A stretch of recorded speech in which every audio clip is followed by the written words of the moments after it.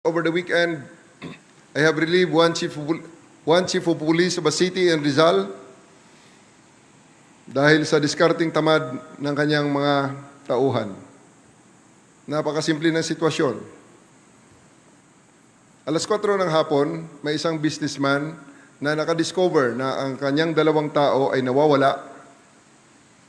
Akala niya ay lumabas lamang, nagpaalam na lumabas, pero na-realize niya ninakawan siya ng 600,000 pesos. Nung araw ding yon. Nang madiscover niya ng alas 4 ng hapon, siya ay pumunta sa police station. 5:20, nasa police station siya.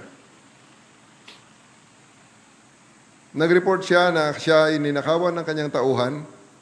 In fairness, binlater at binigyan siya ng bladder extract. Ang nakita kong disposition sa bladder extract, documentation is now being prepared for filing of the appropriate case in court. At pinauwi na siya. Nung gabi, nakakita ng nakakilala ako. Itinext sa akin yung report na yon. Tinawagan ko ang PD. PD, para namang discarding tamad yata ng bata natin ito. Ganito na lang ba? Tapos na ang tapos na ang trabaho ng pulis dahil inilagay natin na filing of cases, the case is about to be filed in court. Yun na lang ba?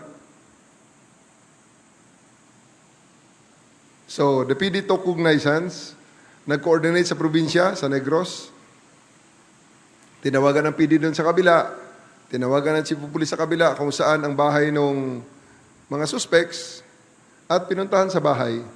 And true enough, na-aresto nila yung tao, hawak pa ang kalahating milyon. May nawala ng 100,000.